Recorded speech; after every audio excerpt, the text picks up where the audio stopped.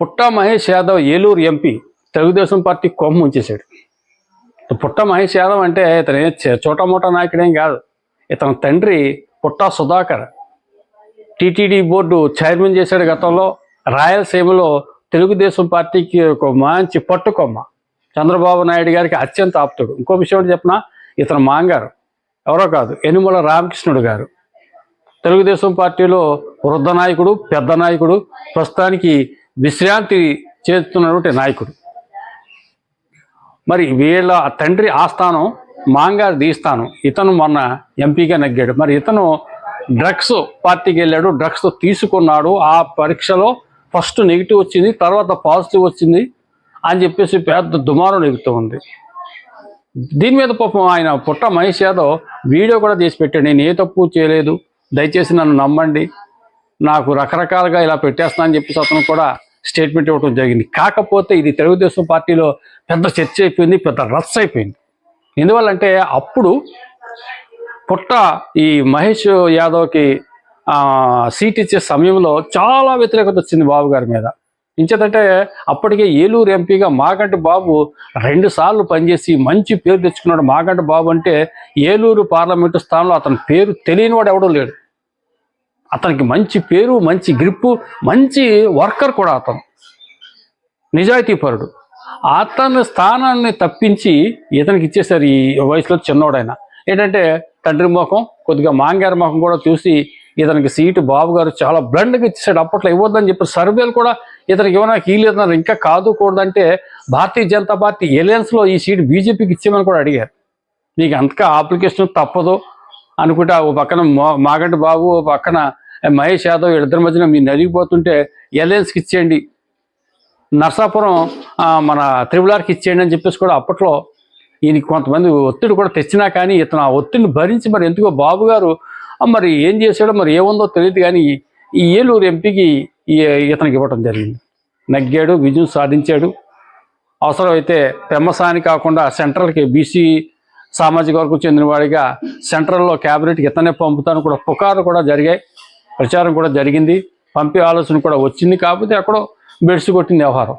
అయితే తీరా ఈ డ్రగ్స్ కేసు చుట్టుముట్టేసరికి ఏం చేయాలో తెలియని పరిస్థితి. బాబు గారు ఒక 2 రోజులు దీని మీద మౌనం వహించి 2వ రోజున స్టేట్మెంట్ ఇచ్చాడు. ఏమని, ఎంక్వైరీ చేయండి, నిజాలు బయటపడితే, ఇతను తప్పు చేశాడని తెలిస్తే క్షమించొద్దు, చర్య తీసుకోండి అని చెప్పేసి అతను ఆదేశాలు జారీ చేశాడు. ఇప్పటికే ఈ పుట్టా మహేష్ యాదవ్ సంబంధించి ఎటువంటి తెలుగుదేశం పార్టీకి యాక్టివిటీస్లో పాల్గొనొద్దని చెప్పి కూడా ఇతనికి సమాచారం రావడం కూడా జరిగింది.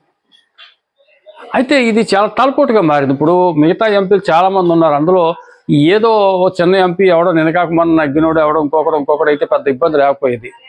మరి ఇతను చెప్పాను కదా, పొలిటికల్ బ్యాక్గ్రౌండ్ ఉన్న ఎంపీ చంద్రబాబు నాయుడు గారికి బాగా కావాల్సిన వ్యక్తి. మరి దీన్ని వైసీపీ వాళ్ళు ఆటలు ఆడేసుకుంటారు, మామూలుగా ఉండదు. డ్రగ్స్ కేసు అంటే చిన్న కేసు ఏం కాదు. డ్రగ్స్ అనేది జగన్మోహన్ రెడ్డి హయాంలో పేటరేకపోయినటువంటి వ్యవహారం అది. మరి ఇప్పుడిప్పుడే దీన్ని కంట్రోల్ చేస్తున్నారు. కూటమి ప్రభుత్వం వచ్చిన తర్వాత ఈ డ్రగ్స్ మాఫియాని చాలా మటుకు కంట్రోల్ చేసుకుంటూ వచ్చారు. కానీ ఇప్పుడు టీడీపీలో కీలకమైనటువంటి నేతల కుటుంబానికి వచ్చినటువంటి వ్యక్తే మరి ఈ వ్యవహారం చేయటం, ఆ డ్రగ్స్ పార్టీకి వెళ్ళటం, మరి ఇతనే మరి ఏమన్నా చేసాడో మరి ఏంటో తెలియదు కానీ ఆ పాజిటివ్ వచ్చిందని చెప్పేసి కూడా సమాచారం, అంటే ఒక పుకారు రావటం, ఇదంతా కూడా చాలా గందరగోళం అయిపోయింది. తెలుగుదేశం పార్టీకి తలపోటుగా మారింది. ఇప్పుడు రేపు భవిష్యత్తులో ఏముంటుంది, ఎవరి మేడ చుట్టుకుంటుందని కూడా చెప్పలేని పరిస్థితి. దీనివల్ల రామకృష్ణుడు గారు కూడా, అంటే గోదావరి జిల్లాలే కాబట్టి పక్కపక్క నియోజకవర్గాలు, పక్కపక్క జిల్లాలే కాబట్టి రామకృష్ణుడు గారు కూడా ఇబ్బంది. ఎంచేతంటే అల్లుడికి సీట్ ఇవ్వాలని చెప్పేసి అతను చాలా ప్రెజర్ తెచ్చేటప్పుడు తండ్రి సుధాకర్ కన్నా మాంగారు రామకృష్ణుడు గారు ఎక్కువ ప్రెజర్ చంద్రబాబు నాయుడు గారి మీద తెచ్చారు. సో ఓకే, ఆ బాబు గారు కూడా అప్పట్లో రామకృష్ణుడు గారి మాటకి తలొగ్గి సీట్ ఇవ్వడం జరిగింది. మరి ఈవేళ రామకృష్ణుడు గారు కూడా దారుణమైన పరిస్థితిలో ఉన్నాడు. ఇది కూడా గతంలో చాలాసార్లు వీడియోలో మనం చెప్పుకున్నాం.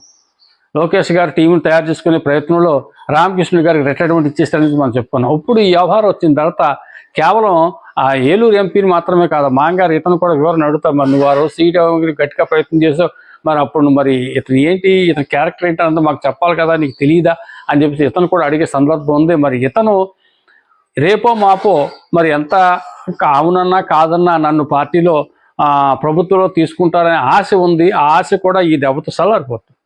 ఈ ఎఫెక్ట్ ఎనిమల్కి డైరెక్ట్గా కొట్టేస్తుంది. ఎందుకంటే తండ్రి పుట్ట సుధాకర్ ఈ మధ్యన కాస్త యాక్టివిటీ తగ్గించాడు, రాయలసీమలో కొంచెం స్లో అయ్యాడు అతను రాజకీయాలకి. నేను అనుకోవటం రాజకీయాలకి స్వతహాగానే రిటైర్మెంట్ తీసుకున్నాడు. ఇతను రిటైర్మెంట్ తీసుకోవట్లేదు, ఇతను ఇంకా పదవిని కోరుకుంటున్నాడు, అధికారాన్ని కోరుకుంటున్నాడు ఇతను. ఎవరు? మన యనమల రామకృష్ణుడు గారు. మరి ఇతను కూడా దెబ్బే.